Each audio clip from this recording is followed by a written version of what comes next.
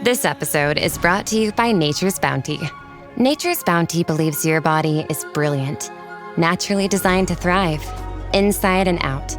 For those always looking for new ways to support your health from head to heels, Nature's Bounty has a range of over 400 vitamins and supplements born from 50 years of trust and care. Nature's Bounty. It's in your nature. Visit naturesbounty.com to learn more. Thursday Night Football is on, and it's only on Prime Video. Brilliant, just brilliant. This week, the West Coast action heats up when the Rams meet the Seahawks in a huge divisional showdown. Coverage begins at 7 p.m. Eastern with football's best party, TNF Tonight, presented by Verizon. And don't miss the Broncos and Chiefs on Christmas night. It's Thursday Night Football, only on Prime Video. Not a Prime member? Not a problem. Simply sign up for a 30-day free trial. Restrictions apply. See Amazon.com/Amazon Prime for details.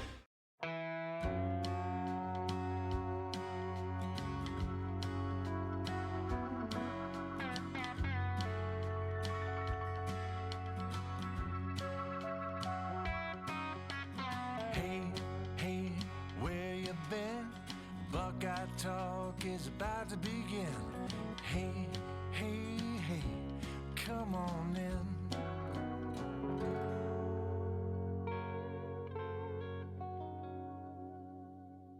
Welcome back to another live edition of Buckeye Talk. I'm Stephen Means, that's Stefan Krajisnik, and that is Andrew Gillis, and our producer Brennan is joining us, even though you can't see him.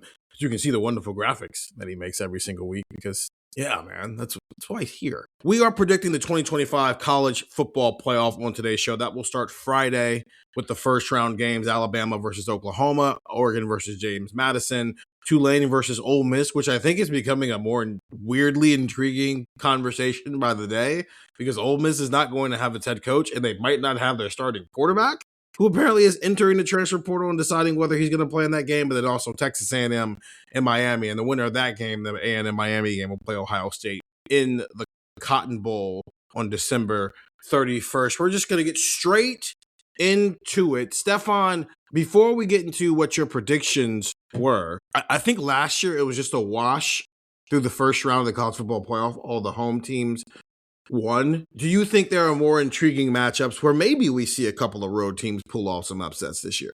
Yeah, I think absolutely. I've got a couple of road upsets actually in my bracket. I think it's the people who hated the 12-team playoff and the way it played out last year. I would advise you to be a bit more patient and wait to see how it pans out this year. I think restructuring the seeding is really important. It's going to give us, I think, some better second, third, fourth round games, but I think also we've got some pretty intriguing matchups early on, right? Because it felt like last year Penn State was a team worthy of probably getting a bye, right? Ohio State was a team worthy of being at least higher up in the seeding than being, an 8 seed that hosts a Tennessee. So I think it all feels a bit more proper now, I guess, that we've restructured the formatting and the seeding of this thing.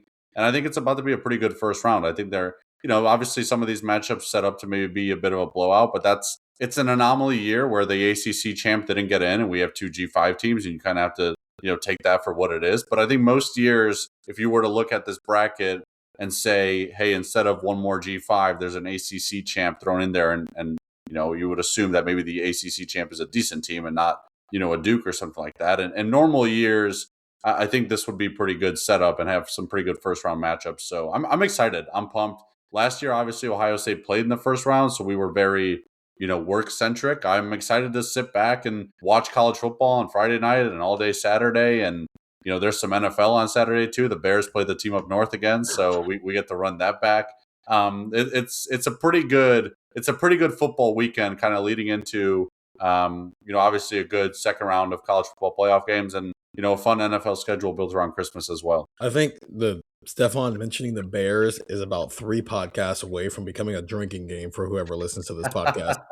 It's like you just slip that in there. It's the NFL, the Bears play. Like, okay.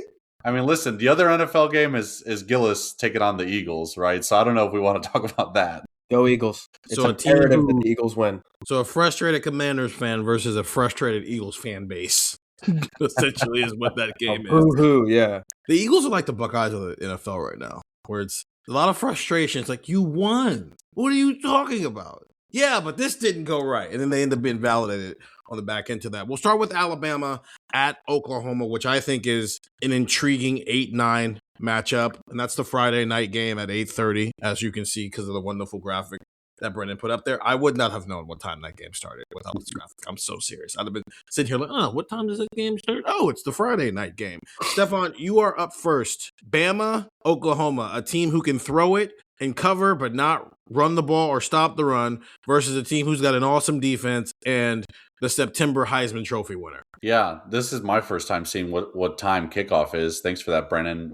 When as a society did we agree that prime time is 8:30 p.m. now? Like, what wasn't it like 7 o'clock would be like prime time games before, and now it's like Monday Night Football last night started at like 8:15. Sunday Night Football starts at like 8:20. When did we as a society make that shift? When all the famous people started moving out west. That's fair. Okay, let's talk about this game. I'm going with Bama. I really do not like this Alabama team, and I really don't like this Oklahoma team. So I'm not. This is not the most enticing matchup in the sense of two good teams, but I think it's going to be a close game. I think it's two pretty good defenses against two offenses that have had highs and lows this season. Alabama being a slight favorite, as you can see on a graphic, 1.5 points is intriguing, right? Because you look at this on paper, you say the home team beat this team on the road earlier this season. Why are they now the underdog? Mm-hmm. It's because Alabama had 406 yards in that first matchup and Oklahoma had 212.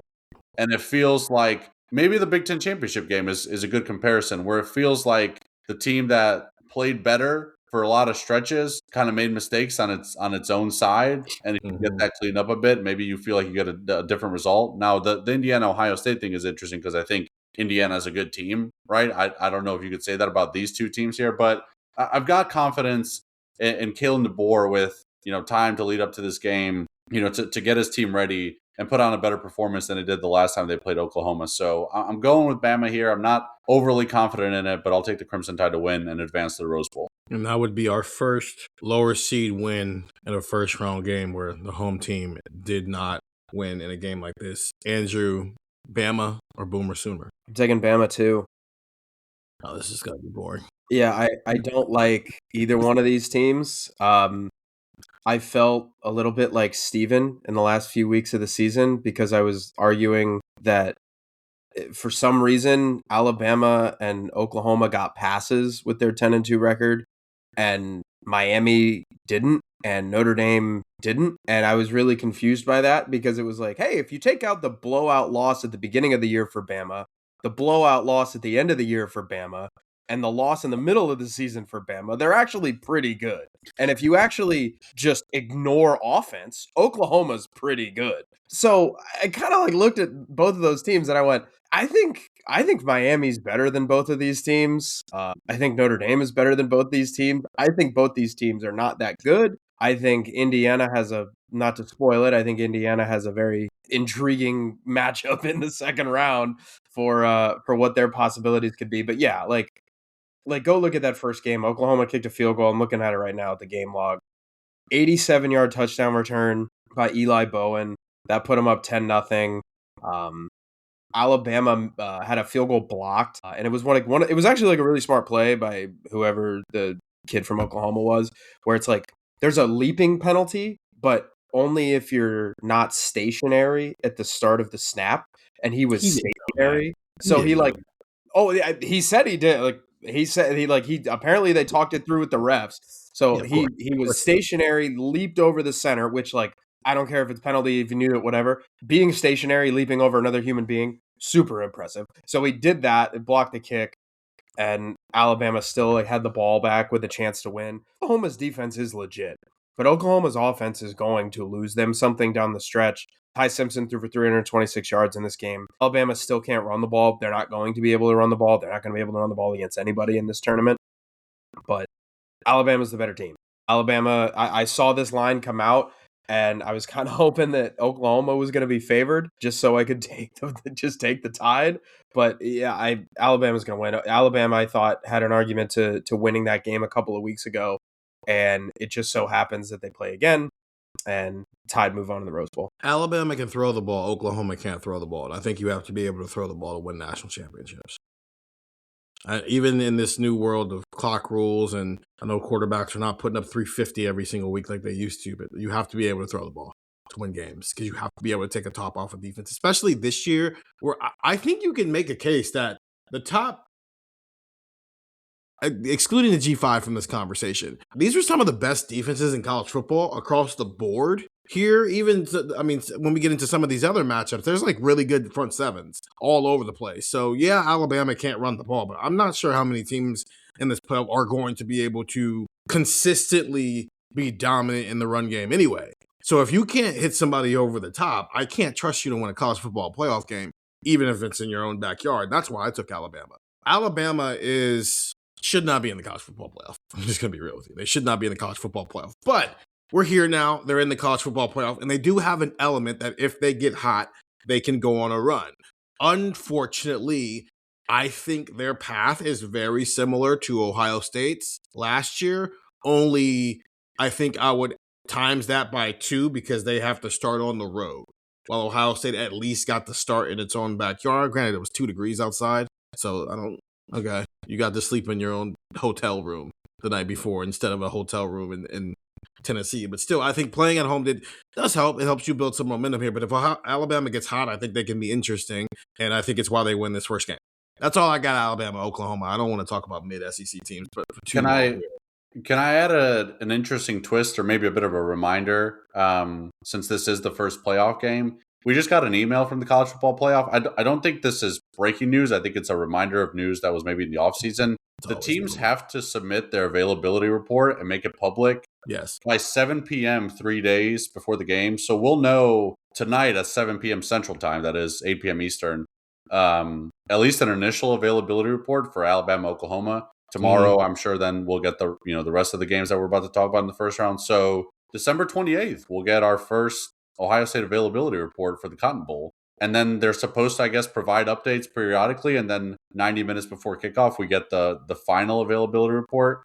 And the designations are, it's vast. Available, probable, questionable, doubtful, or out. So it can be literally anywhere on the realm of possibility. But I think it's interesting because, in this context of, Stephen, you mentioned on our Monday podcast about the possibility of Tegra Shabola dealing with an injury and being out regardless of what plays out at right guard. We'll know, in theory, by December 28th, like in writing, where exactly Tegra's status is. So I think that's an interesting twist that we haven't dealt with this year, because the Big Ten's rule has been 2 hours before kickoff is the only availability report we get. The SEC already kind of does this, but this is new for the Big Ten team. And last year, I think it was no availability report whatsoever, unless it was a conference team. Like, I think, was Ohio State, Oregon the only availability report we got last year in the playoff? Yeah, because then you just abided by your conference's rules. Right. I mean, this is all great. This is Ohio State. Like, sure, we're going to get multiple availability reports, but as we have learned over the last 7 years, they sometimes can mean squat. So, but yes, more than yeah, sure. Availability reports in Ohio State are just not, they don't use them the way they should use them, I guess. But it is what it is, I guess. It is what it is. Miami, Texas A&M. Let's move on. Before we get into what our predictions are going to be, I do want to ask you guys this question, and I'm actually going to ask our texters later this week, 614-350-3315, 2-week free trial, $3.99 after that. If you are an Ohio State fan and you are Ohio State, Stefan, who would you rather play between these two teams? Yeah, I was back and forth on that question. I think I lean Miami just because you avoid the possibility of playing Texas A&M in Texas. I do think, even though Ohio State won that game, I thought playing Texas at the Cotton Bowl, it was a pretty split crowd. Like, I think Ohio State fans represented pretty well, but you could hear, the Texas fans made their impact, especially where we were sitting in the press box. You kind of feel the impact of the Texas fans. I don't think you would necessarily deal with that element of it facing Miami. So in a conversation where I feel like the teams are kind of equal, and we'll get into that here in a second when we talk about this matchup, I feel like I'd rather take the team that doesn't have any semblance of a home field advantage. Miami doesn't even show up to its own home games, let alone travel to Dallas, Texas in the middle of January, in the middle of December. Andrew, who would you rather play? Yeah, Miami is the most NFL pro team in college football, like in that way. Like they are, when they're good, the fans show up, and when they're not, they don't. And when it's time to travel, nah, we're good. We don't need to leave Florida. It's cold everywhere else. So if I'm an Ohio State fan, I would rather play Miami. But I think it's maybe closer than I let on early. Like when I first saw this, I went, "Oh man, Ohio State fans should really want Miami. Carson Beck will simply screw it up, and it'll be fine." The game. He will do And that. like I get it, but then I started thinking about it, and I was like, okay, like how many quarterbacks in the field like could you really look at? And we'll do this later in the week, but like how many quarterbacks in the field could you really look at and be like, Ohio State should be scared of this guy, right? Like Ohio State could probably make every single one of these quarterbacks screw it up. So the thing with Miami to me is Miami's ceiling is really high. Like Miami's upside, if they are on their game, and they have not been this year, and that's the thing. Like, do you remember they beat Notre Dame in the first week of the year, and then USF was kind of this fun story, and they pounded them into the ground, and then they beat Florida, and everybody went, it's going to be Ohio State, Miami in the Orange Bowl for the national championship. Layup. Everybody was just looking at that. But then they do this. They're just up and down, right? They're like a sound wave. So I think it's Miami. You look at A&M is actually, for as much as we talk about like Miami's defensive line, A&M gets after the quarterback more. They have more sacks this year than Miami does. I would be afraid of Marcel Reed in the way of, you kind of know what Carson Beck is. At least Marcel Reed can run. At least Marcel Reed can be explosive. He might not be up and down, or he might be up and down, but you're going to get that from Carson Beck anyway. So I think I would rather play Miami. It's avoiding whatever home field advantage would be at Jerry World on New Year's Eve would be good for Ohio State, but I think I would rather see the U on the helmet on New Year's Eve. For the record, they have one more sack than Miami has. Yeah, but it feels like we talk about Miami and we're like, Ruben Bain is Superman. And it feels like we don't really talk about anybody else on that A&M line like that. And it's like, well, obviously Miami's got the better line. It's like, well, actually A&M's got more sacks. Yeah, one more sack. Yeah, right. And I understand that, but what I'm saying is that it feels like the narrative, like it feels like if you wouldn't have known that, I feel like there are probably people watching this or listening to this that would just go, oh, it's Miami. They have Ruben Bain. That guy's awesome. I'm still thinking. I think Miami's front seven is better than Texas A&M's front seven. Like from an individual, like reasonable. Sure, like Texas A&M, like Mike Elko's a good coach, and they have a good coaching staff over there, and that's not taking away from Texas A&M and what they have been this year defensively. They're a good defense. I think Miami's front seven scares me more. Buckeye Ryan 19, you just took the words right out of my mouth. I would rather play Miami than Texas. I would rather play Texas A&M rather than Miami, and it's because they've seen Marcel Reed already. And Ohio State has an answer for Marcel Reed already, and his name is Arvell Reese, and his name is Sonny Styles, and his name is Kenyatta Jackson, and his name is Caden Kirk. We have seen Ohio State against little quarterback who likes to scoot around and not stay in the pocket after his first read. And what they do with him?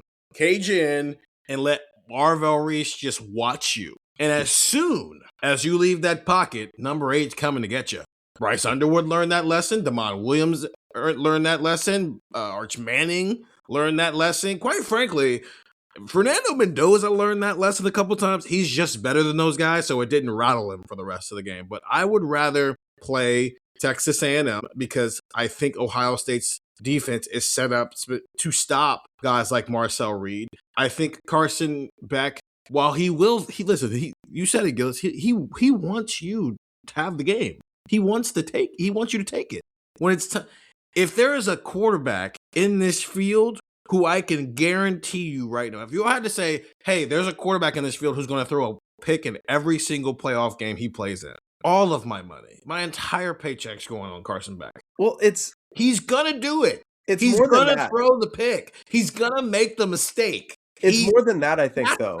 Because I think it's like first off, if you guys have ever seen that SpongeBob meme where Plankton's teaching SpongeBob how to be mean, he goes, now let him have it. And SpongeBob goes, you can have it. It's literally just that. But it's not that Carson Beck, I think they played Louisville and he had a handful of picks. But it's not so much that he'll throw a pick. It's that he's like the Josh Fryer of quarterbacks where it's he's pretty good. And then at the worst time, he will find a time Yeah, to just throw it right into a linebacker's chest. But he'll Where do you're like, the wow, best Josh he can Fryer's do. pretty solid, and maybe he gets a little bit more flack than he deserves. Oh wait, he just drilled a defensive back right between the numbers. But even at the best times, he's gonna do it. He's gonna throw those picks. But you know what? I'd have been with you guys. I'd have rather played Miami until Ohio State played Indiana. And Indiana's got some dudes on the defensive line, and that was the first time I saw Ohio State's offensive line rattled like that. I think Texas A&M is a very good defensive front. I think Miami has some dudes that the right side of Ohio State's offensive line, even outside of Tegra, hasn't always been great this back half of the season. And I think the Indiana game spooked me a little bit. And those guys are good. Ruben Bain's a first-round draft pick. And I don't like Ruben Bain on the right side of Ohio State's offensive line causing havoc, and now all of a sudden for your starting quarterback, even with 13 games under his belt, is rattled. I just don't like that. So I'd rather play Texas A&M because I know they have answers for Marcel Reed and what he is as a quarterback. And Miami's defensive front, I have a tick more respect for, even if one has one literal more sack than the other team has. With that being said, Stefan, who do you think is going to win the actual football game? Yeah, I've got Miami pulling it off on the road. Hey. I think this game is going to come down to the defensive fronts. We've, I think, done a good job of explaining that, so I don't need to go into too much detail. But I like Cassius Howell a lot. I think he's also a first-round pick. Ruben Bain is just a top 10 pick. I think because of Ruben Bain, we kind of forget about Akeem Mesidor with Miami. Yeah. Hopefully I pronounced that right. But he's been a force, another first-team all ACC guy. So I'm going with Miami just because in a matchup where both defensive fronts are really good and can get after the quarterback, I trust Miami's offensive line just a little bit more. Their pass blocking grades and things of that nature have been better than Texas A&M's. They're significantly better in run blocking. I do have a little bit of concern because Miami has played one team that ranks in the top 10 in terms of pass rush, and that was Louisville, and they got after Carson Beck, and Carson Beck threw 4 interceptions in that game, like Gillis mentioned. So it does concern me a little bit that maybe Miami's offensive line isn't quite as good as advertised, right? Because I think week 1 we saw them, dominate in the trenches against Notre Dame, and I think as the season progressed, it's like, okay, but that Notre Dame defensive front isn't quite what we've seen from Notre Dame in past years. I think it wound up being still a decent unit, but it's not, it's not what you usually think of when you think of Notre Dame. And maybe that led to a belief that Miami's offensive line was maybe a bit more dominant than it is. But I do trust it enough. Buckeye Ryan is pointing out that I am once again in the category of Miami boys. So we'll see if anyone joins me. I believe that Miami last year, that backfired. They're in the playoff this year, so they at least are making progress. But I will be a Miami boy at least for another 4 days at the time of recording. So give me Miami pulling off the upset on the road. Hopefully there's enough Miami fans there to chant SEC as the game goes final in College Station. For what it's worth, Miami is tied for 8th in the country in sacks allowed per game.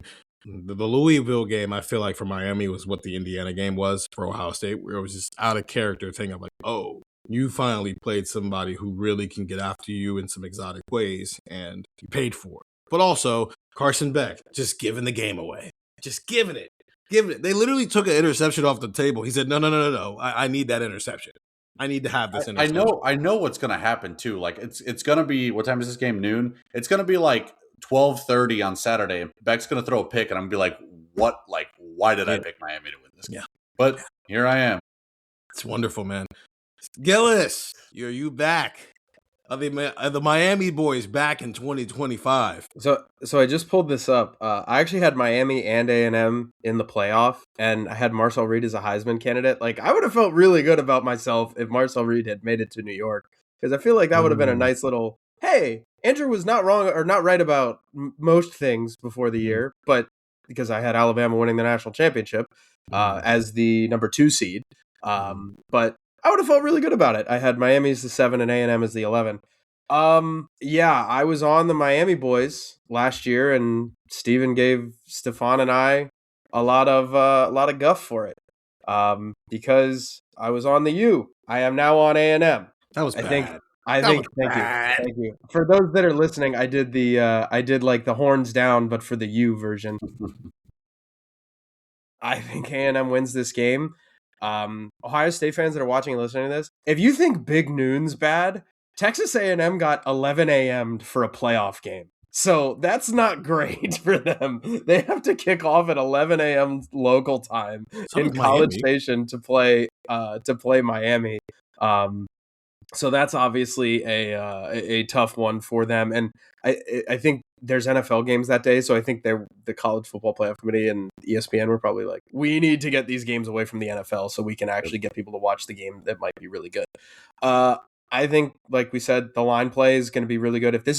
If you like offensive and defensive line play, like this might be the game is about blocking and tackling game of the first round. Like this is going to be a really, really interesting matchup. But something that I don't think we've talked about really a lot, or we haven't talked about it at all in this segment. I think Mike Elko is a better coach than Mario Cristobal.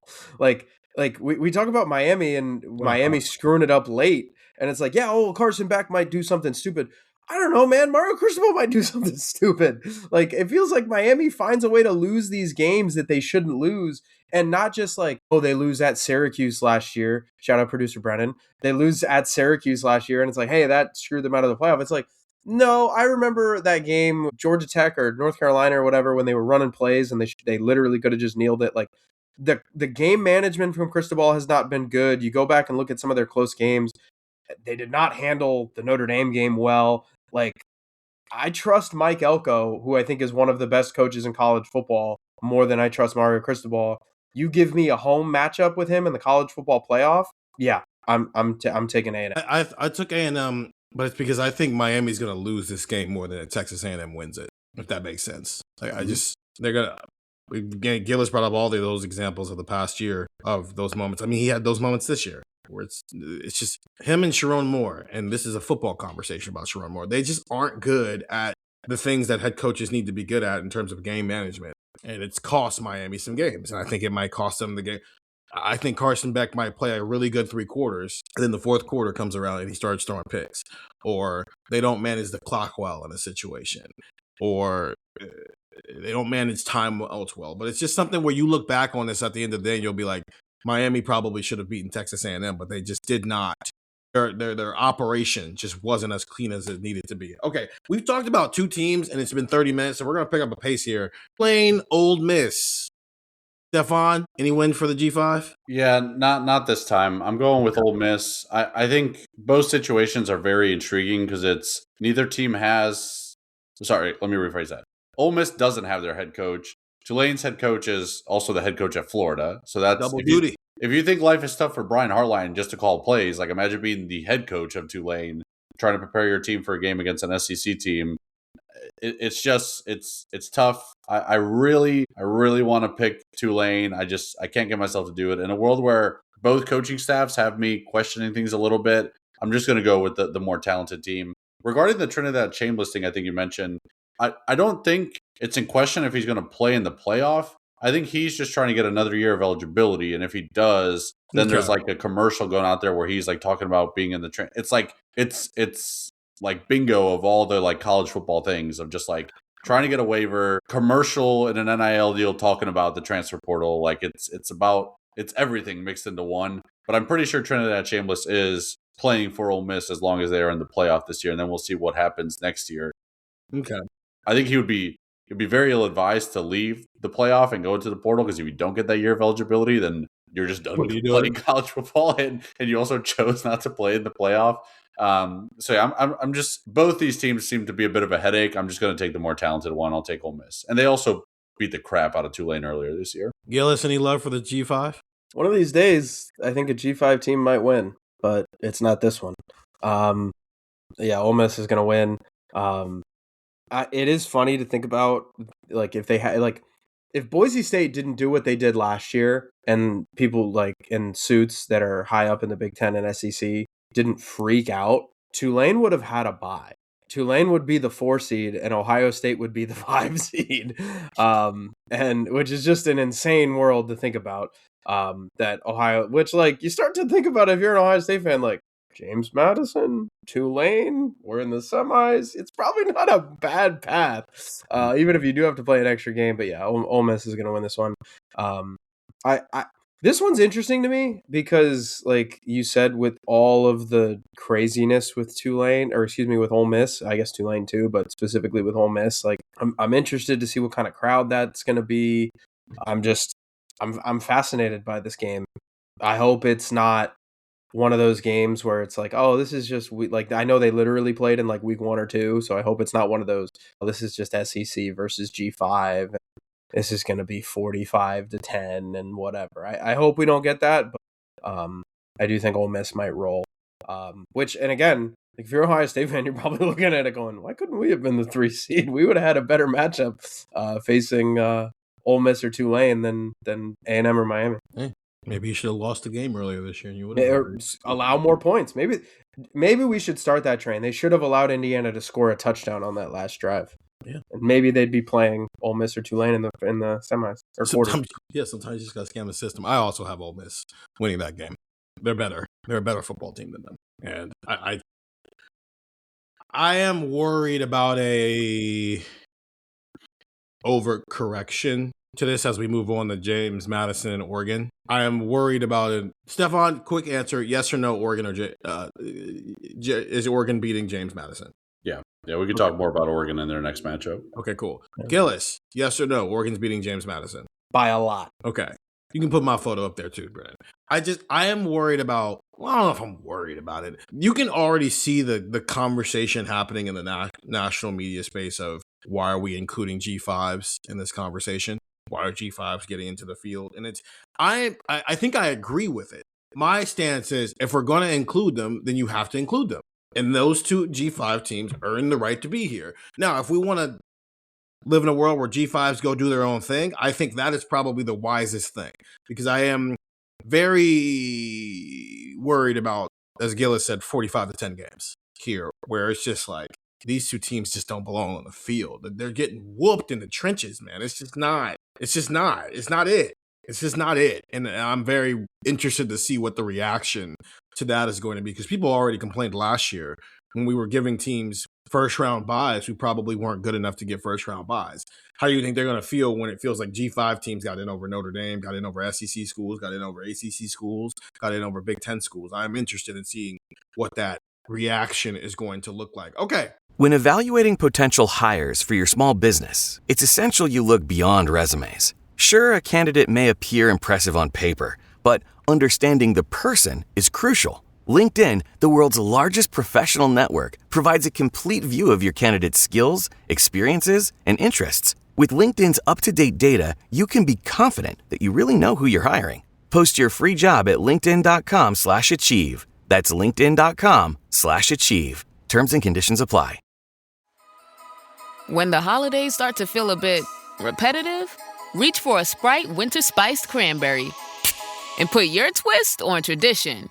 A bold cranberry and winter spice flavor fusion, Sprite Winter Spiced Cranberry is a refreshing way to shake things up this sipping season. And only for a limited time. Sprite, obey your thirst.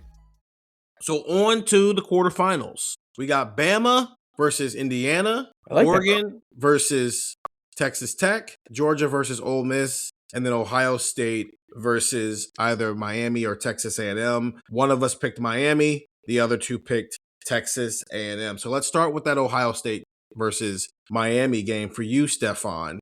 Who is your winner of that game? And just kind of describe how you think the game will play out. Yeah, I've got Ohio State winning this game. If you guys remember going into the Big Ten Championship, I picked Ohio State to win 27-17, and I kind of said that maybe this is a bit of a defensive battle at first. Ohio State kind of pieces some things together, and they get a touchdown or two late and really kind of pull away. This could be similar to what I predicted, just in the sense, though, that Ohio State maybe pulls away a bit earlier, right? Because I do think Ruben Bain and Akeem Estador, those guys on Miami's defensive front can challenge some things for Ohio State early on, right? In ways that Indiana did as well. I just trust Ohio State over the course of time to be able to pull away from this team, because I just don't think Miami has the firepower to match up, or to firepower in its defense to kind of do what Indiana did for 60 minutes. I also think Ohio State, with 30 days to prepare, is maybe looking a bit different in terms of what their offensive approach is and what their philosophy in the red zone is. I am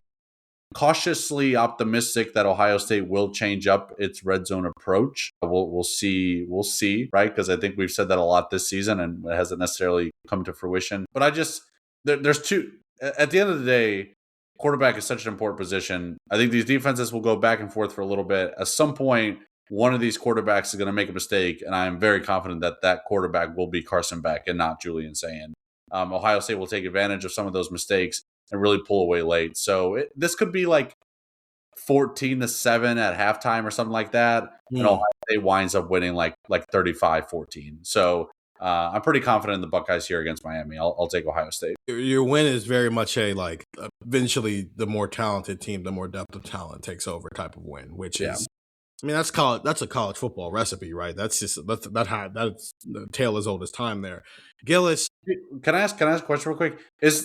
I don't think it's something we can ignore. I know last year the teams that got the bye, two of them were Arizona State and Boise State. Is there a part of you, and maybe because Miami's defense is so good, I do think about this a little bit. Is there part of you that worries it's a little bit sluggish and a bit of a feeling out period for Ohio State after 3.5 weeks off? Won't be shocked if the first quarter is a little weird. I also think I'm ready to be wrong if I'm wrong. I'm leaning into the idea of part of the reason it went the way it went is because of who had the buys more than it was because that they had buys. The Oregon and Ohio State one obviously throws off the math a little bit because Oregon had been the best team in the country all year. They were undefeated, and then Ohio State came in there and whooped them. But also, that plays into it. Oregon should not have been playing Ohio State first. So does it change whether or not Oregon loses, what was that score, 42-21 or something like that? 41-20. Yeah, I don't know if it changes it. They probably still get mollywopped, but it happens in a semifinal or a championship game versus it's the first thing Oregon has to see. I don't think that Indiana, Ohio State, Georgia, and Texas Tech are all going to lose their first playoff games this year because they are better than the four teams, which were what? Oregon, Georgia, Boise State, Arizona State. Boise State, yeah, they're better than those teams. Like the only comparisons, Indiana and Oregon are probably on par, but all the other teams are not necessarily on par. Yeah, because even last year, like Georgia lost to Notre Dame after having the bye. Georgia also didn't have its starting quarterback in there. Yeah, like there's caveats kind of to all four of those games. Yeah, so like granted, if it happens again this year, then I think we're going to start having intriguing conversations about whether or not it's worth having the bye. I'm not sure if that's going to happen. Gillis, A&M or Ohio State? Yeah, it's Ohio State. I think this is like you just talked about. It is an interesting dynamic of the layover. I think what I don't want to do is just lean all the way into this idea of Ryan Day has 3 weeks to prepare. He could beat the Green Bay Packers this week. Or sorry, Stefan, the team up north. He could beat anybody this week, right? Like he's got 3 weeks. It's fine.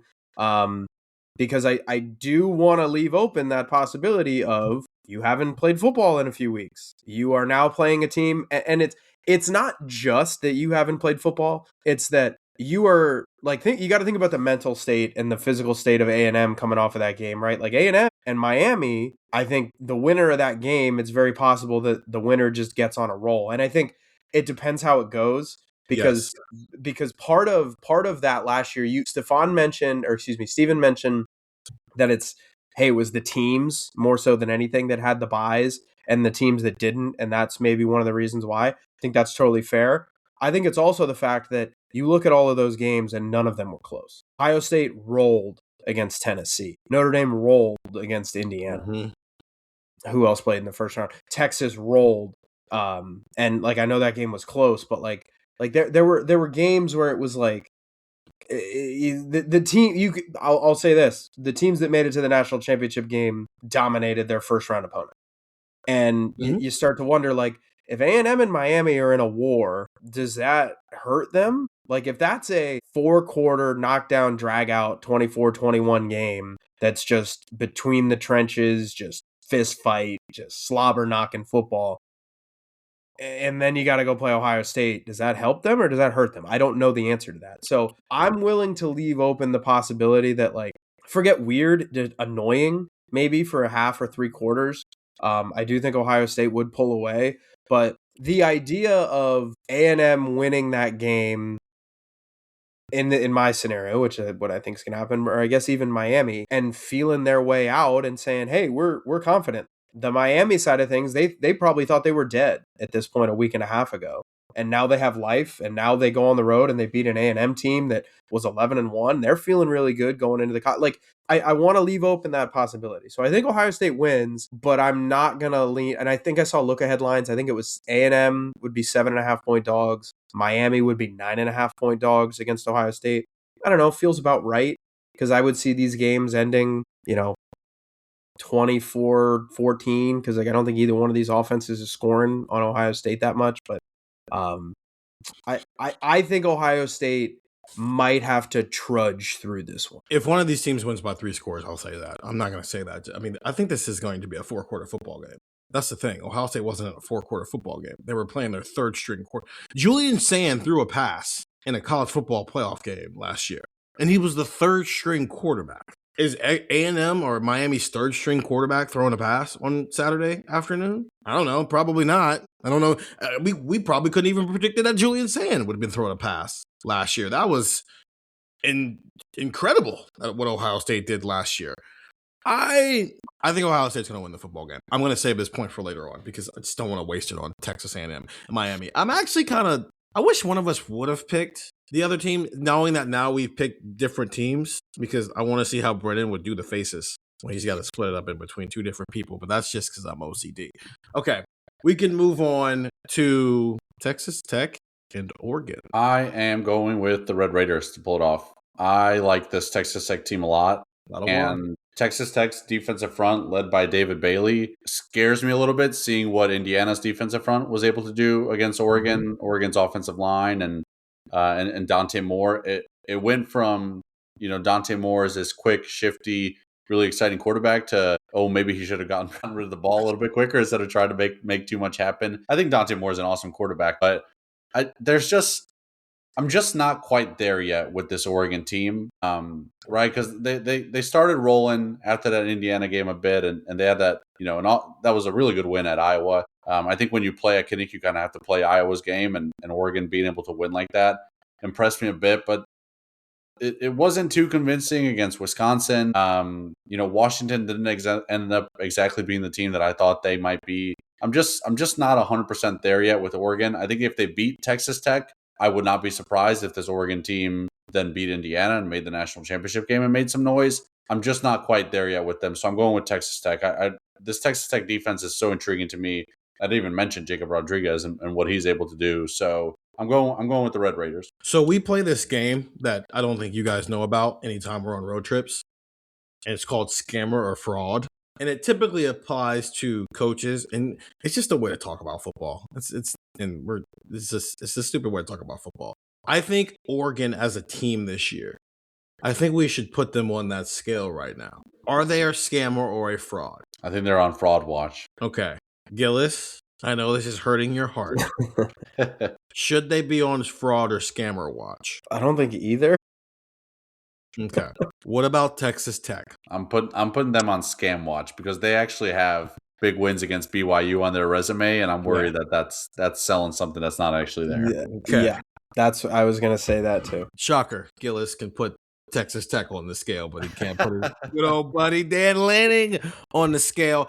I think this is going to be a very, very fun and interesting matchup, should it come to pass in the Orange Bowl, because I think both of these teams are very, very good football teams. I don't think either of these teams has ever had to actually prove that they are a very, very good football team. Because Oregon lost by 10 at home to Indiana, who come to find out they're the best team in the country. So it kind of, you lost at home by 10 and you probably should have lost by more. But with the full picture, you add the caveat that this is the best team in college football.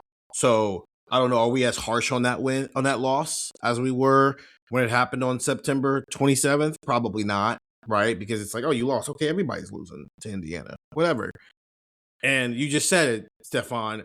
Texas Tech has looked very, very dominant against the Big 12. And we're not sure what to do with that. So I think every type of game is on the table. I think a low-scoring, close game is on the table. I think a high-scoring, close game is on the table. I think Oregon winning by 3 scores is on the table. I think Texas Tech winning by 3 scores is on the table. I think Everything is on the table. I just think Dante Moore might be a dude, and it's like time for him to grow up, man.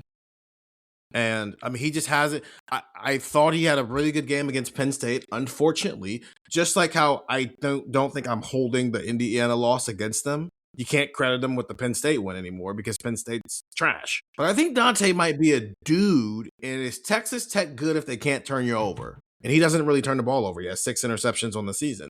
So if Dante Moore is a dude and he doesn't turn the ball over, and I think Texas Tech is a beneficiary of bad conference, and they are a step above everybody in the bad conference. I went with Oregon. Andrew, are you joining me? I am. Hey, I knew it. I knew he was going to be that way. I just knew it. I just knew it can't go against Dan. He can't do it. I think one of the things that's interesting with Texas Tech is, like, I said this in the car on the way back from the Big Ten championship game. Like, there's a difference between spending money and there's a difference between spending money well. Like, Texas Tech. Oh my God, this is the game of the guys who spend all the money. Yeah, and like Texas Tech has gotten themselves to the number 4 spot because they've spent it well. Like they have elevated themselves because they've used that oil money to get them to, the number 4 seed in the college football playoff, right? Like, they're 12-1. They've dominated everybody that they've played, and I think their one loss, if I'm not mistaken, Morton, their quarterback, was not in the game when they lost to Arizona State. So Texas Tech is very good. So Texas Tech not only has spent their money well, they have tapped into the oil well, literally, to get the money, and they have figured out, one, really good players, and they have also built in the trenches. Got a lot of big boys on that team that can play some football. Like Stefan mentioned, David Bailey and Rodriguez at linebacker. Like, he was 5th in the Heisman Trophy voting. Like they are really good. But I think when it comes down to it, Oregon is getting healthier. DeCorian Moore hasn't played since late October. He's practicing this week.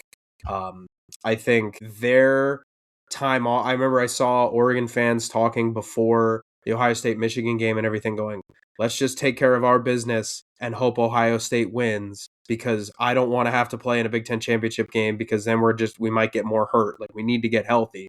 And I think this time off is going to be beneficial for them. I think, especially playing a JMU team, they're favored by 21 points. I think it might even be up to 21.5 now. Like, that matchup is going to be very, very nice for them. I think easing their way into this. I take Oregon. I think Texas Tech has had a great season, but I mentioned it with Miami and ceiling. I think Oregon's ceiling, I think Miami fluctuates more. I think Oregon's ceiling pulls them out, gets them a win over Texas Tech. This would be a big win for Texas Tech in terms of, can they be the Clemson of the Big 12, essentially, going forward? Be a big win for the Big 12. Like, forget Texas Tech. I mean, see, that's. I was just going to make that Clemson point too, because there is, it feels like there's 2 routes Texas Tech can go. Will you be what Oklahoma was in the Big 12 with Lincoln Riley, where it's like you dominate that conference and then you get on the big stage, it's like, right, you're just the best team in a bad conference? Or will you be Clemson, where you go through the ACC and you're like, you're the best team from a iffy conference, but you're actually legit and national title good? And I think this is a big chance for Texas Tech to make a statement. I think it is a chance for the Big 12 to make a bit of a statement, just because Arizona showed you last year that they can compete on the field with Texas. BYU, I think, felt like they maybe had more of a playoff case than they got. I don't think they should have been in, but they probably should have been talked about more than they were, to be quite honest. So I think it could be beneficial for the Big 12. And who knows? Maybe Texas Tech gets to the championship game in my bracket. Yeah, that's one.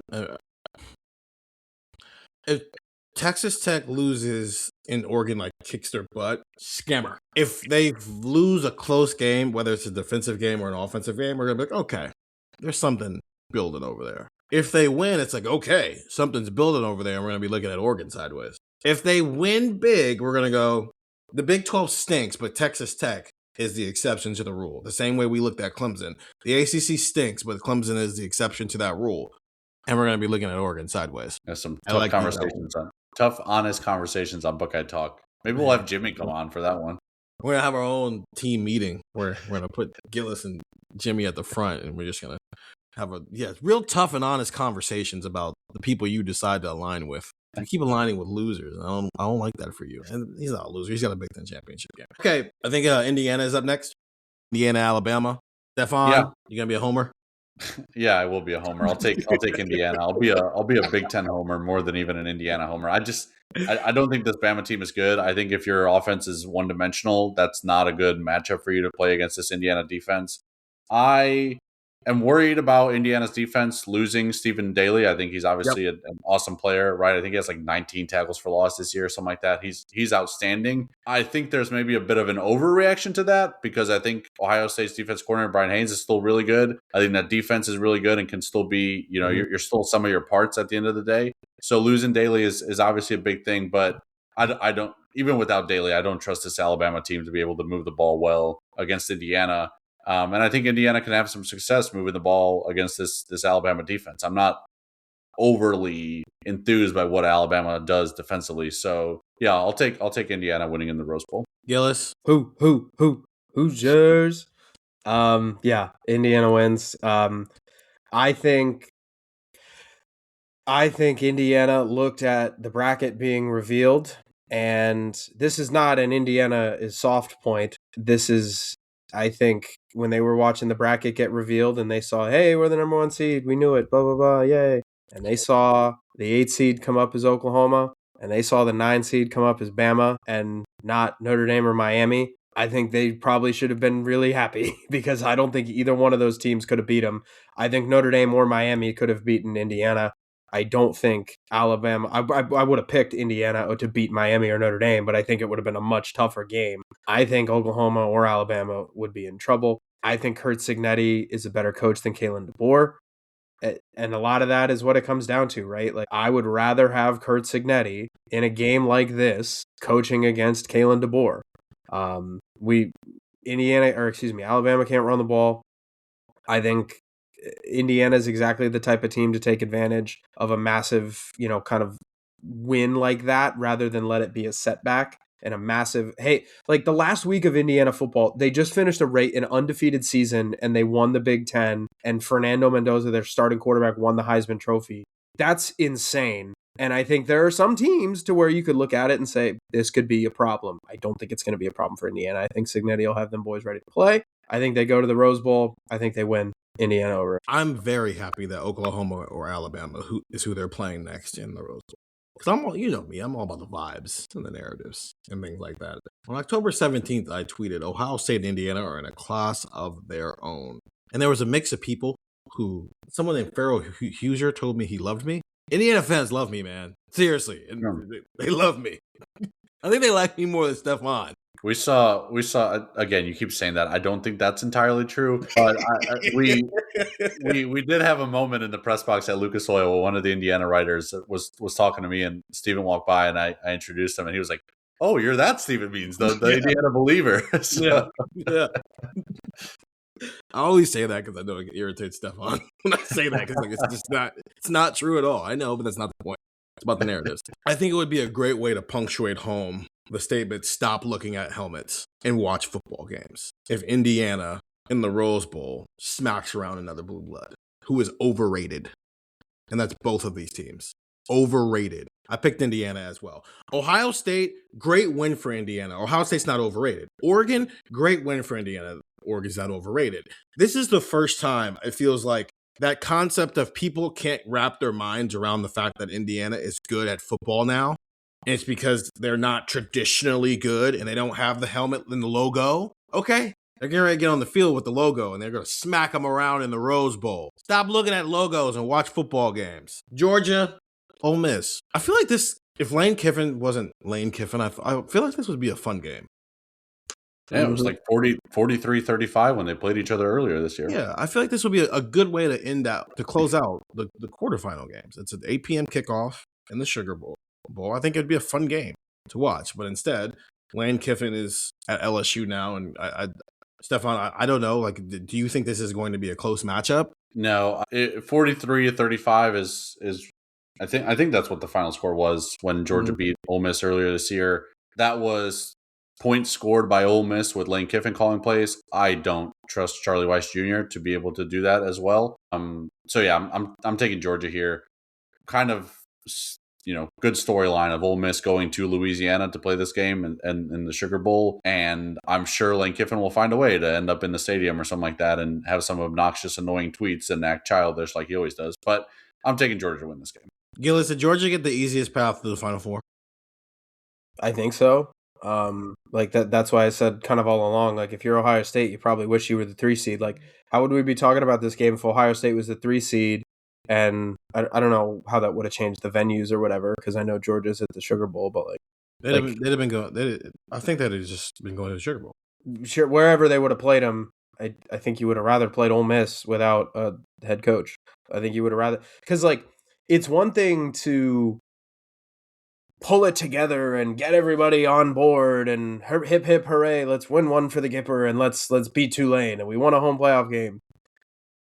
Then you got to do it again, and then you got dudes who are looking at other jobs and didn't I see a bunch of staffers that are going to LSU with Kiffin are coming back to Ole Miss to coach in the playoff, and everybody's talking about Charlie Weiss Jr. calling plays, oh well, it's keeping the same. He didn't call plays this year. There's just a lot going on with Ole Miss, so yeah. It's Georgia. I think Georgia had the better path. I think Georgia's gotten better through the course of the year. You go back and look, September 13th, they won by 3 on the road at Tennessee in overtime. They lost to Bama 2 weeks later after a bye at home.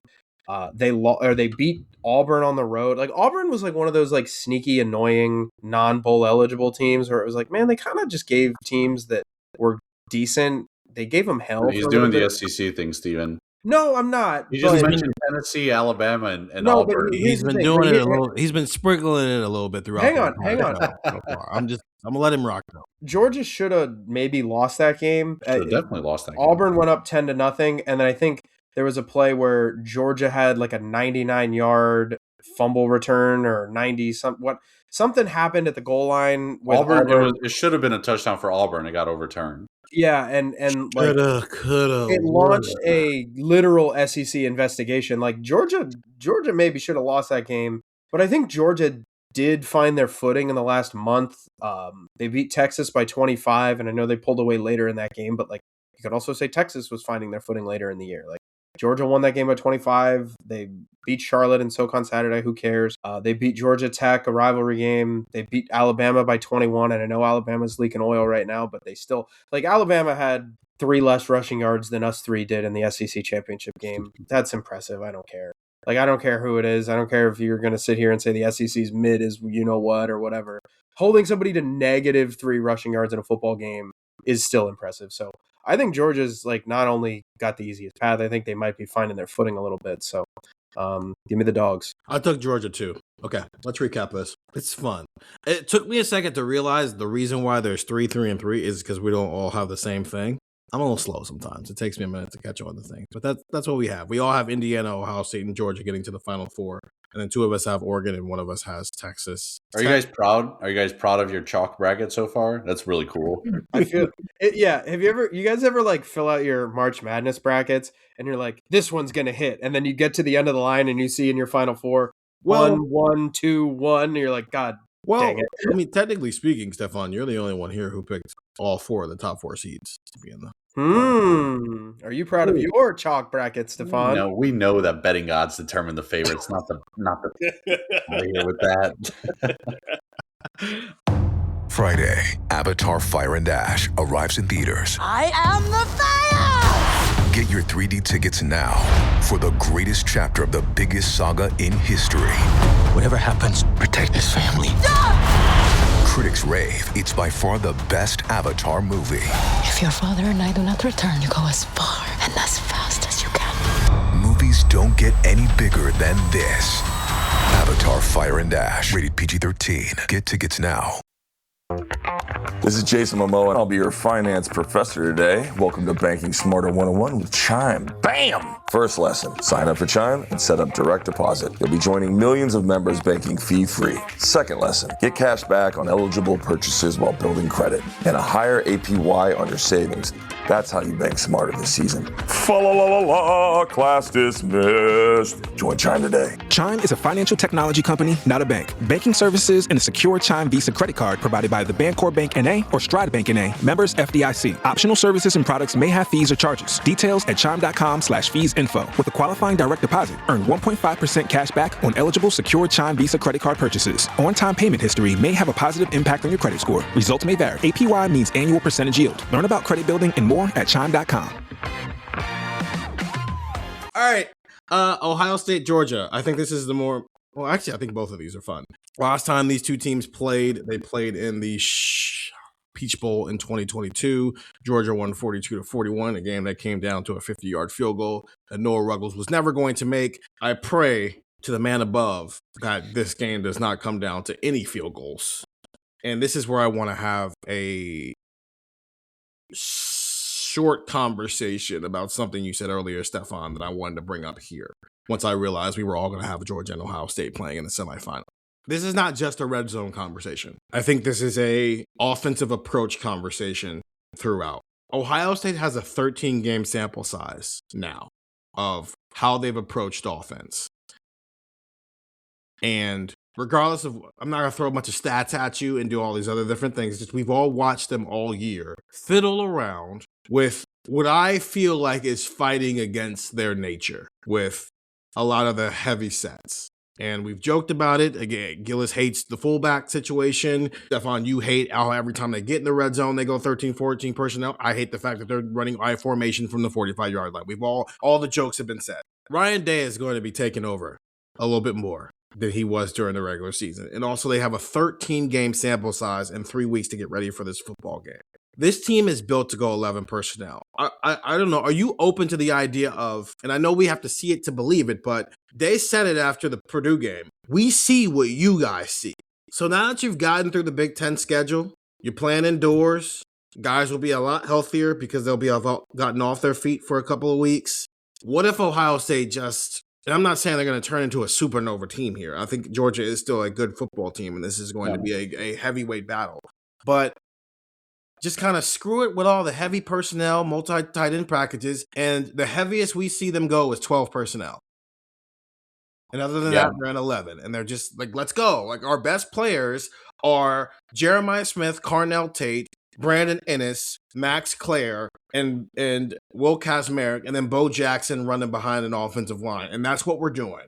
We're not throwing out 7 tight ends anymore because we did it for 13 weeks.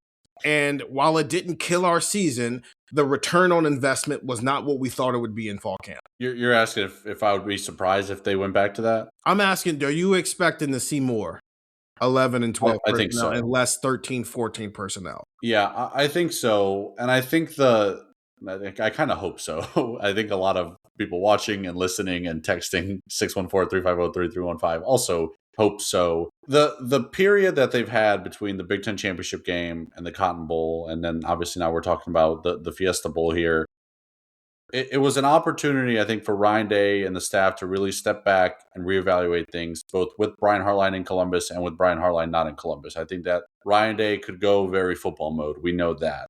I think it's also a great opportunity. We know that the players have been off their feet now for about a week and a half or whatever it is at this point. Sounds like they're not necessarily going full go quite yet this week either.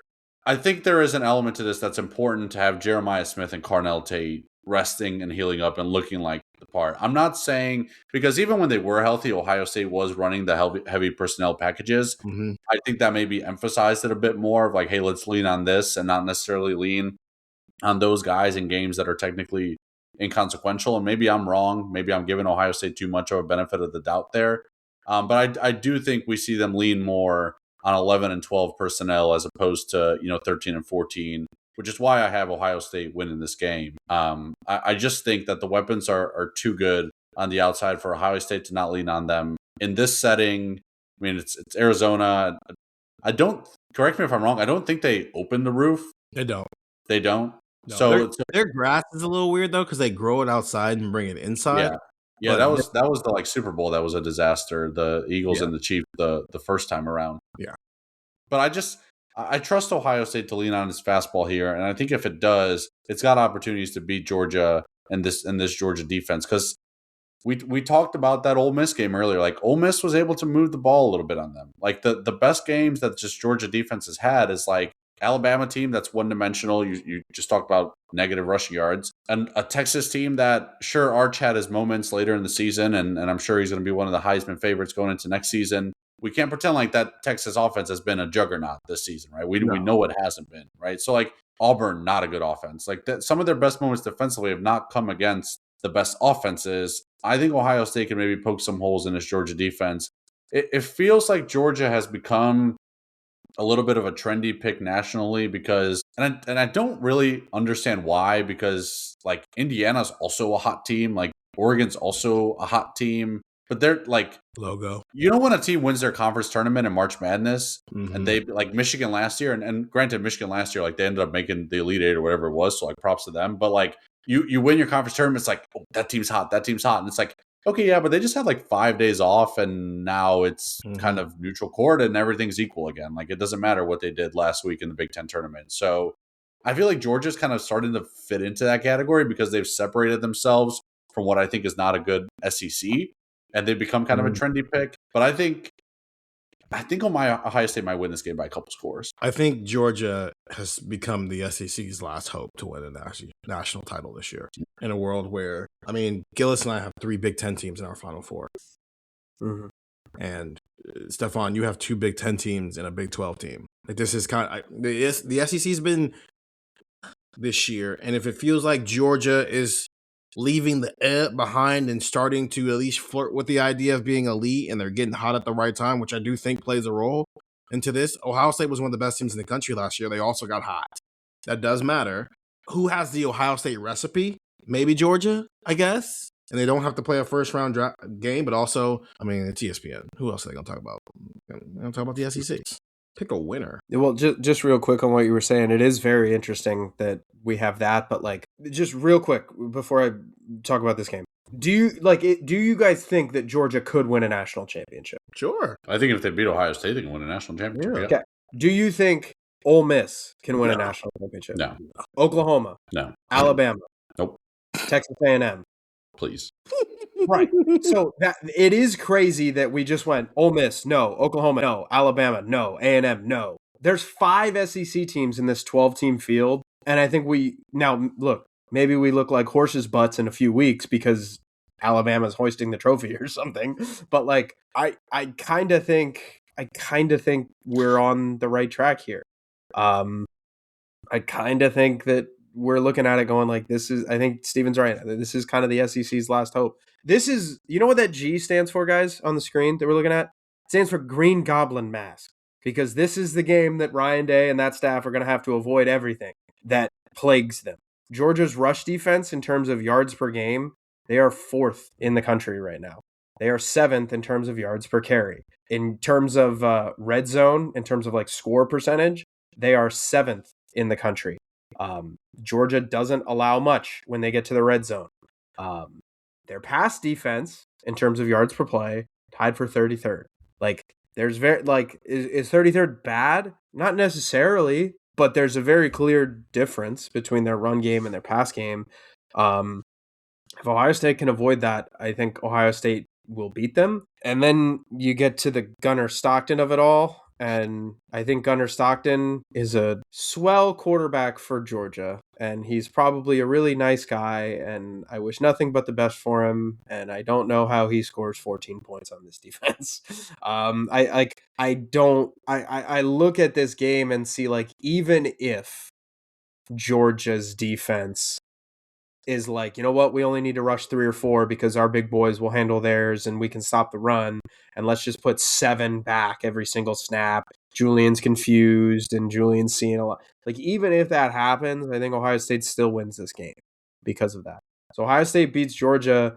I kind of think it might be by multiple scores too. I don't look at this Georgia team as like 2022 Georgia, and you shouldn't. So I think Ohio State might roll. I've learned my lesson with Ohio State blowing out really good teams this year, because I thought Indiana was a year away from having the talent to keep up through a 16-minute football game, and I was wrong about that. And so kudos to you, Indiana. I've never have any problem admitting if I was wrong or not. It's just, that's what I thought at the moment. I ended up being wrong. Indiana does have the horses this year to keep up. with Ohio State. In fact, can sustain long enough to win a football game. I know Georgia has the horses to keep up. I understand this is not 2022 Georgia. Yeah, but Ohio State doesn't have 2022 CJ Stroud either. They've got 2021 version of CJ Stroud and Julian Sand. Except Ryan Day and Brian Hartline have refused to just let him loose on the world. So that's my biggest hope for the playoff is that Ryan Day was talking really highly about Julian Sand at the Heisman Trophy ceremony, and all that stuff is great, but like we know that. Everybody who heard that knew that already. It's the people in the room who are putting together a game plan who need to know that. I mean, Stefan, we thought this by the end of the first quarter of the Texas game. I was like, okay, this kid's ready to do this. Whenever they're ready to let him do it. And here we are 2.5 months later, we're still waiting for them to let him do it. Let him do it. Because even that Georgia game 2022, that was the first time where like Ryan Day, how many people left that Georgia game going, wow, I didn't realize CJ Stroud could run. And now you watch him with the Houston Texans the last 3 years. How many times has he scrambled to buy time and then made a throw while running to his right? And it's like, oh, it's just the Georgia game all over again. And we kept saying, yes, he is not running, not because he can't run or doesn't want to run. That is a directive from the top down. And it feels like the same thing is going on here where I feel like Julian Sand just finished 4th in the Heisman Trophy voting while playing with one arm behind his back in terms of approach. So if you let Julian loose with a healthy Carnell Tate and Jeremiah Smith, I don't think anybody in the country has an answer for that, especially now that Bo Jackson has turned into an explosive running back for you. With that being said, Georgia has a very good defensive front. Georgia recruits like Ohio State recruits. Gunnar Stockton, yeah, he's not as good of a quarterback as what Julian Sand is. Stetson Bennett wasn't as good of a quarterback as CJ Stroud was. And he kept up in that game because he's got the horses around him. So if Day's going to let loose and let Julian Sand and these weapons do what we all think they can do, I think Ohio State can beat Georgia. If he doesn't, I think he opens the door for Georgia to somehow pull off a win. I think Ohio State is better than Georgia. I don't think Ohio State is so much more talented than Georgia that we can go, well, unless Georgia's going to score 21 points, they can't win the football game. Because Indiana didn't score 21 points and they won the football game. It's on Day and this coaching staff what they want to do when it comes to this Georgia game. If it plays out this way and we're sitting in Phoenix, sitting in Glendale, Arizona, watching this game, I think it's up to the coaching plan and the game plan whether or not they beat Georgia or not, or if they let Georgia hang around and they're at the 37-yard line and they need Jaden Fielding to make a kick he has proven over and over again he cannot make. On the semifinal, we got Indiana versus Oregon or Indiana versus Texas Tech. Stefan, you up first with your chalk of a bracket. Go ahead and chalk again. Go ahead and crazy spin zone happening right here. I'm gonna stick with Indiana on this one. For all the reasons that I mentioned, Texas Tech beating Oregon, I think Texas Tech can make this interesting with Indiana. I think that in the same way that Ohio State was able to get after Fernando Mendoza a bit, I think Texas Tech can do those things.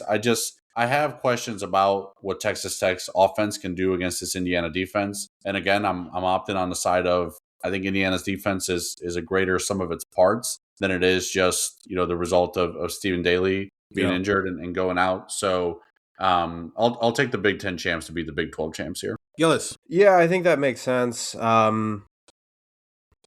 I think Oregon's going to beat Indiana. I have Oregon my beating alma mater against Andrew's alma mater. I think Oregon goes to the national championship game. What a shocker. It's hard to beat a team twice. I think first off, I think you have to value that at something. And I wonder if we look at it like I think this is what's going to happen. I think we are going to get to Miami and it's going to be Oregon and Ohio State. And we are going to be looking at this matchup going, Ohio State, we always kind of knew. Maybe we should have been paying attention to Oregon because like Steven said this like right after the Big Ten championship game. He goes, Oregon was he said he thought Oregon was the second best team in college football last year. They went 13-1 and this year they went 11-1. And in my bracket, they would have beaten JMU, so whatever. And then they would have beaten Texas Tech. And like they've lost 2 games in the last 2 years. both to the number one team in the country at one point in time. And like, it wasn't like a Texas is the number one team in the country at one point in time and they fell off, or Penn State. Like, this is like, hey, they lost to an Ohio State team that was dominant, that won the national championship 2.5 weeks later. And then they lost to Indiana, who about a month and a half after they played that game, finished a 13-0 regular season and won the Big Ten. Dante Moore, I know Fernando Mendoza did throw a pick in that game that I think got returned for a touchdown. Dante Moore also threw 2 picks in that game. It's just like, I don't know, Oregon's got a young receiving core. I think the explosiveness is gonna help them in a game like this. And I have this feeling that it's not gonna be chalk. I have this feeling that it's not gonna be 1, 2, 3, 4 in the semis and 1 and 2 in the championship game and 1, 2, 3, 4, 5, 6, 7, 8 in the core. Like, I got this hunch that I think it's going to be Oregon. So I think Oregon goes to the national championship game. Elite spin zone. That hunch and feeling he has going on, they call that fandom. Disagree. I will say, like, I know a lot of our listeners, I know you guys, we fill out brackets all the time. Like, we do this stuff.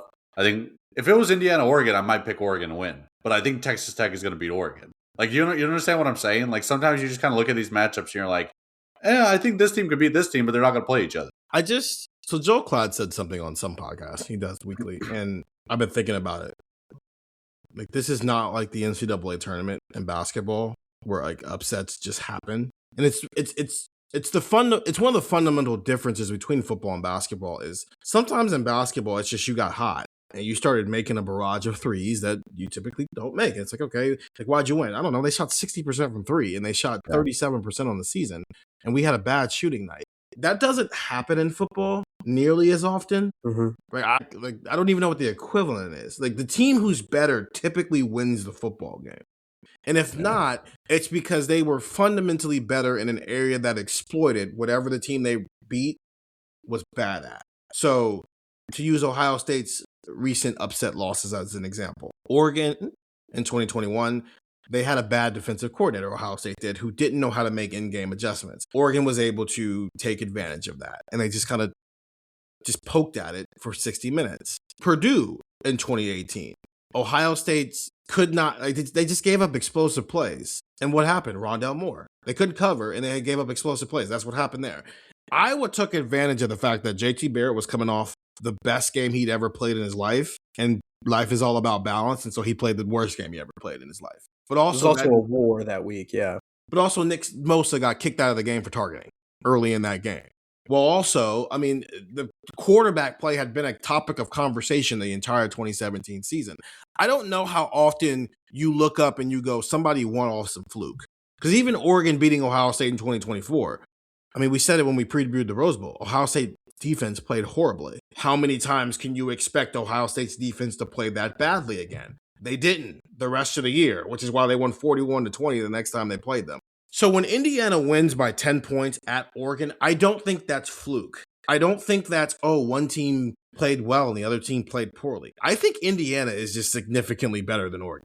Because Fernando Mendoza did throw a pick 6, and that's why they only won by 10 and not 17 or more. And I think the privilege of being able to see Indiana in person has even more validated that idea that I left the Oregon game in 2024 in Eugene thinking these are the best teams in the country. Let's just see if they can play each other one more time or 2 more times. I left Indianapolis thinking Ohio State and Indiana are the best 2 teams in the country. Let's see if they can meet each other in the national championship game. And the only team who I think can actually get in the way of that is Georgia, and that's just because they have the horses. I don't think Oregon has the horses right now. I think they've got a good receiver. I think they've got a really young defense secondary that gives up a lot of stuff. I think Dante Moore can play hero ball sometimes when he doesn't need to play hero ball, and their offensive line is suspect. Indiana won by 10 on the road. So what are they going to be favored by on a neutral site? I think that line actually might be surprising to people. It would not shock me if that line is like Indiana -3, like Indiana -2.5. Like I think that line might be a little bit shorter than people think. Okay. I don't think Oregon's that good. I think Indiana is that. And that's fair, but and we move on to our national championship game, I think. Okay, yeah, we'll look at this first. Oh, Hilton stay, your beds are soft and cozy. No lumpy couch, no stiff futon, no shower line at crack of dawn. Oh Hilton stay, our holiday you're saving. When you want holiday comfort you can count on, it matters where you stay. This season, enjoy spacious, comfortable rooms and friendly service when you book with Hilton instead. Hilton for the stay. This episode is brought to you by McAfee. Finish your fantasy lineup? No, but I'm joining this paid group chat with insider info. Dude, seriously? Forward it to me. Security alert from McAfee. That group's as legit as that knockoff jersey you're wearing. McAfee's scam detector is available in all McAfee plans for as little as $39.99 for your first year. Learn more at McAfee.com/online protection. We got the two best teams in the country playing each other for two of us, and then fandom for another one of us. Listen, what I'm not gonna let happen is Gillis picks an 11-1 Big Ten team to go to the national championship game be somehow construed as something insane. Because that's not what we're gonna do, and you gotta know better than that. Come on, man. Why do I have to know I better picked than the that? 5 seed in the last year. First off, by the way, the 8 seed won the tournament with 2 losses in the regular season, and by the way, a team that played in the national championship game in my hypothetical bracket. And I pick an 11-1 Big Ten team to go to the national championship, and it's like, Andrew's a moron. Can't believe he's such a fan. What an idiot. There's someone in our chat. Come on, man. It's an 11-1 Big Ten team going to the title game. There's someone in our chat who has even pointed it out. Yeah, sure. Yeah, get an Oregon hat already. Maybe if they win the national championship, I will. I don't know what you want us to say. This is... I don't know. I don't think anybody's spinning this. This is good for narratives. This is if we would have told our texters 614-350-3315, hey, the three of us are predicting the college football playoff. One of us says Oregon is playing in the national championship game. Which one of us do you think made that prediction? Sure. There Jimmy. is not a soul. Right, Jimmy's a good answer. Yeah, Jimmy is a great answer. If it was just us three, okay, yeah. If it was Jimmy, then you two would split the votes. But there's not you would get 100% of the votes. So this is not a spin. This is just acknowledging that everyone who listens to this podcast or signed up for the text knows that you love Dan Lanning. I think really highly of Lanning in Oregon. So I think they're really good. Again, I am owning it. I think very highly of them, but like. What it's like, oh, he's only doing this because he's a fan. It's like, Did we say that? Did we say that? Yes, you said fandom. You said fandom like 3 times. Yeah, I didn't say you were only doing that. I didn't say you did say fandom like 3 times. I didn't say you were, but I did not say the words you are only doing. Oh, come on. All right. No, all right. Now who's semantics? Semantics. Yeah, now who's semantics, Steven. Fandom. Semantics. All right, Stefan. Bucks or Indy? Round 2. This is a great graphic on the screen for the Big Ten right here. That one of these 3 teams will win a national championship. That is, I love it. Yeah, that is good stuff for the Big Ten. I am picking Ohio State to win a national championship. I am picking the 2 seed to beat the 1 seed to eliminate chalk in my bracket to please you guys first and foremost. That was a great spin zone. Speaking of spin zones, it's weird because in talking in the Ohio State bubble that we do, you look at the Big Ten championship game and you say, Ohio State clean up your mess in the red zone, and you win that game maybe by 2 scores. Mm-hmm. But I think in the Indiana bubble, you can say the same thing, right? They were also settling for field goals, right? And I think the logical thing is to say, like, well, it's harder for them to turn it around because they had to play Ohio State's defense. Okay, Indiana's defense is pretty good too, right? Mm-hmm. Stephen Daly did have a massive impact in that Big Ten championship game. I think this might be where his absence is really felt for Indiana. I know I said the last few matchups that, some of your parts, and I do think Indiana's defense can, like, I'm not saying Stephen Daly's out now, Ohio State's going to go from scoring 10 points to scoring 40 points against Indiana's defense, but I think Ohio State could maybe be better in the red zone because of an injury like that. I'm opting to trust Ohio State to lean on its fastball in the way that it did in the college football playoff last year. Yeah. I've said that for the Georgia matchup, for the Miami matchup. For you guys, it was a Texas A&M matchup where I'm opted in to believe in that. And if they don't go away from that, and if they do the heavy personnel and everything that we saw them do against Indiana, then they might just lose to Miami or Georgia, and we don't have to worry about what it looks like when they play against Indiana, right? Like that. This is a tough path to get here. Not that last year's path was also tough, but guess what they did? They leaned on their fastball, and they were able to beat anyone that got in their way.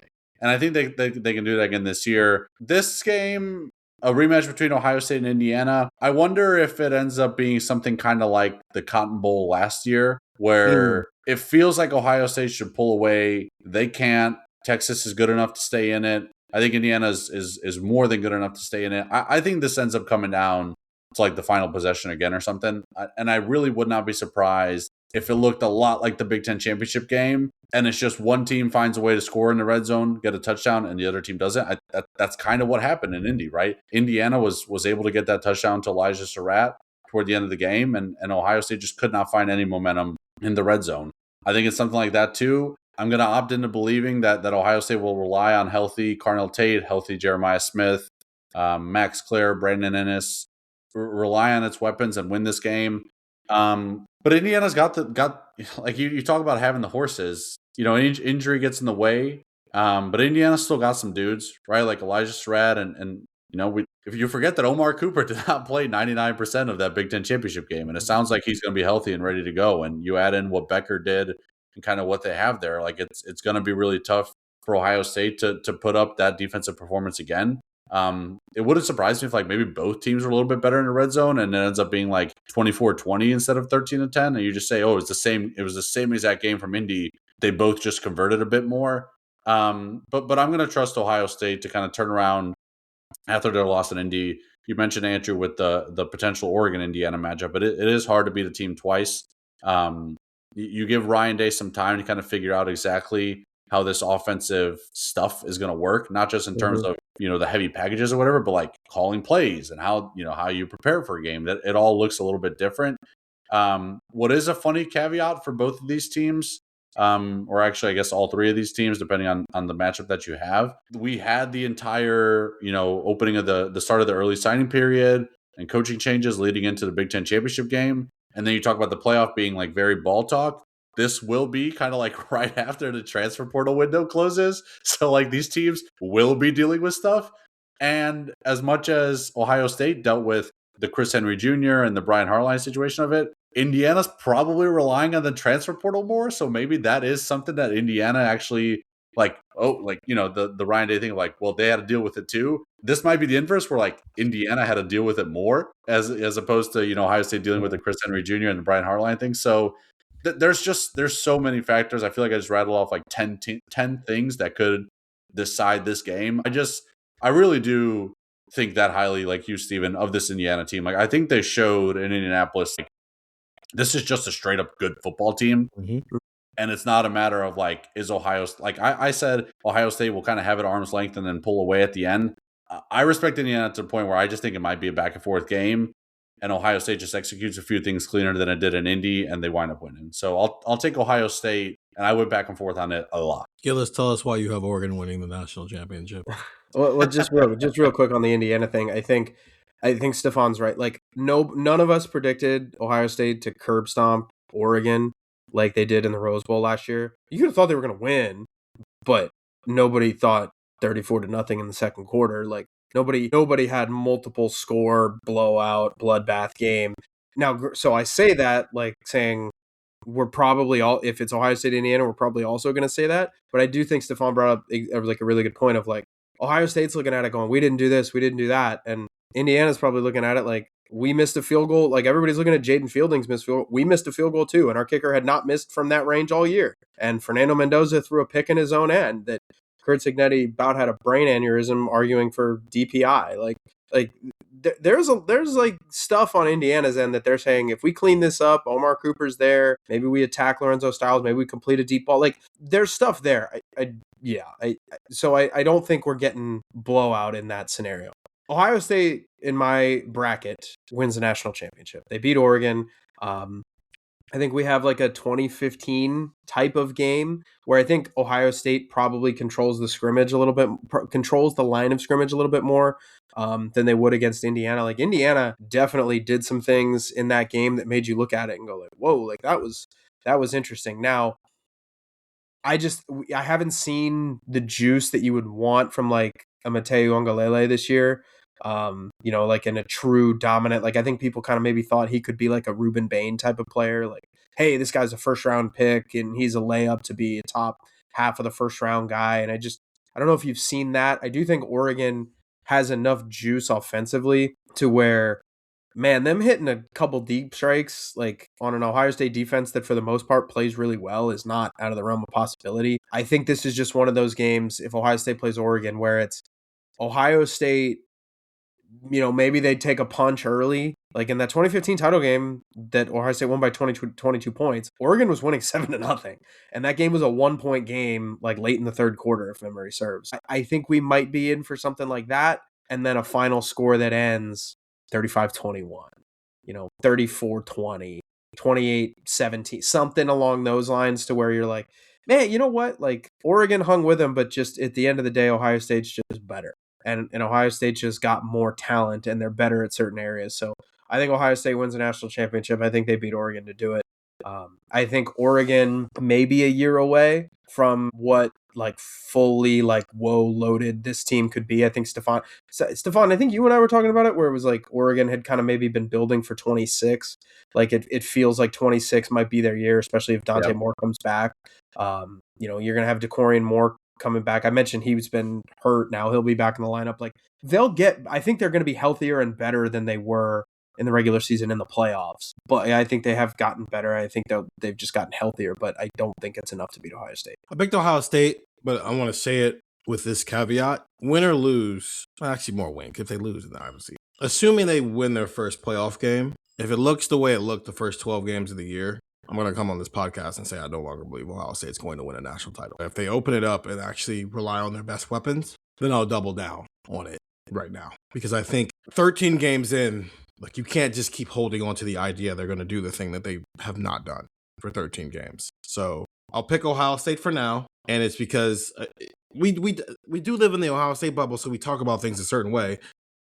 I don't know if, like we talked about Ohio State's issues in the red zones against Indiana because we had been talking about them for 12 straight games. I do not think that was a talking point for Indiana coming into the game. So Ohio State struggling in the red zone was a result of they're not great in the red zone and Indiana had the best red zone defense in the country versus, I don't know, Indiana's a decent red zone team and Ohio State's the best defense in the country, right? It felt like Indiana not executing was more about Ohio State's defense. And maybe I'm giving too much credit to Ohio State versus the other way around where it's like, see, this thing that's been an issue for 12 games is still an issue in game number 13. So can you please figure this issue out before it costs you another trophy this year?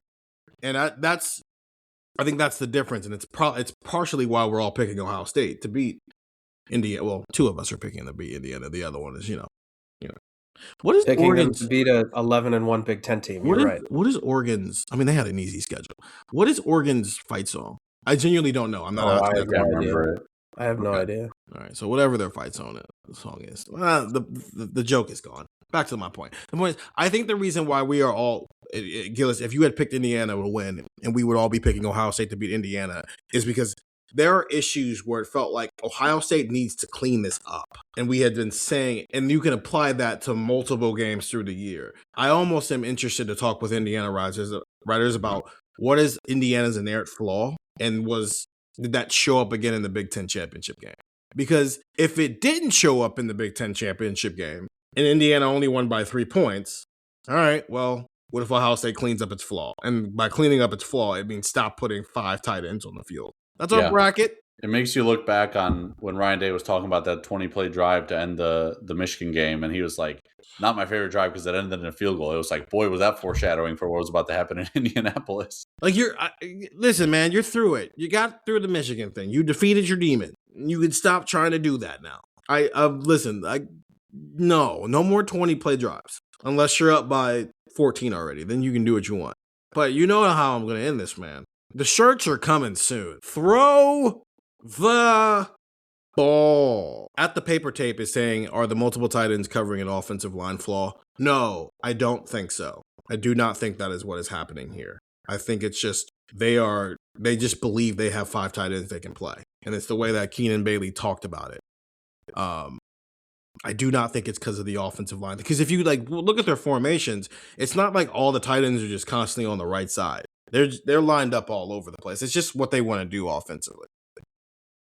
And if it's covering up an offensive line issue, that makes sense with 12 personnel, not 13 and 14 personnel. That's a little bit weird. It also would concern me a little bit more because if you were doing it to cover your offensive line, then why was Indiana getting after Julian Sayin the way they were, even with all the tight end packages? I think the question makes sense, right? If you have questions about your O-line, you put your tight ends out there more, but Indiana was still able to get after you. So it's like, I don't know, if Indiana's going to get after you anyways, you might as well just go 11 personnel and say, all right, they're coming, you better make a play. Get the ball and it also might just be hubris. Like Ohio State just goes we can push people around. Of course we can. We're Ohio State. We can shove them down the field. I think they just went through spring practice and fall camp and came to the conclusion that their best personnel packages were multiple tight end sets. And it's because Keenan Bailey feels like he's developed 5 tight ends who are ready to play football for him.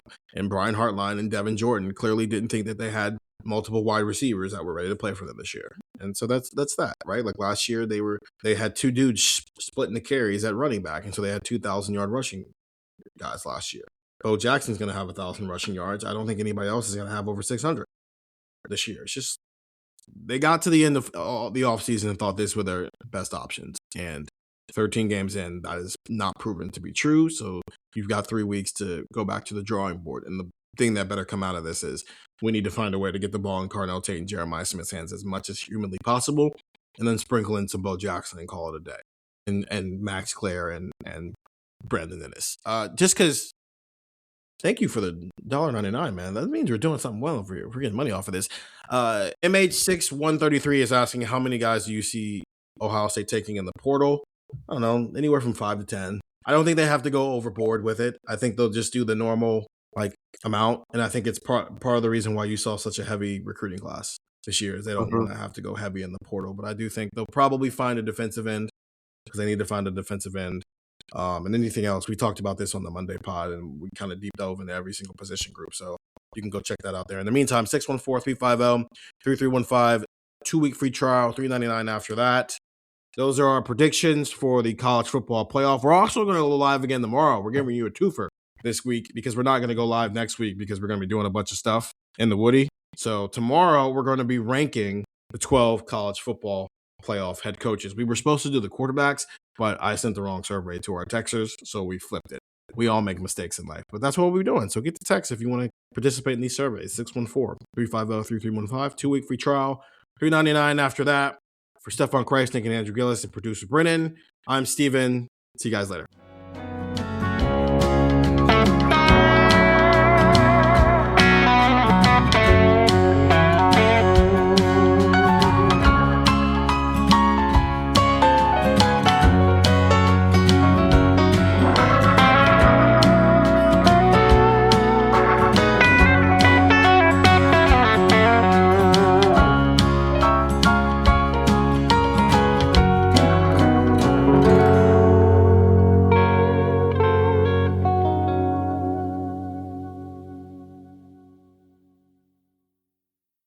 So you want to start a business. You might think you need a team of people and fancy tech skills, but you don't. You just need GoDaddy Aero. I'm Walton Goggins, and as an actor, I'm an expert in looking like I know what I'm doing. GoDaddy Aero uses AI to create everything you need to grow a business. It'll make you a unique logo. It'll create a custom website. It'll write social posts for you and even set you up with a social media calendar. Get started at GoDaddy.com/Aero. That's GoDaddy.com/AIRO.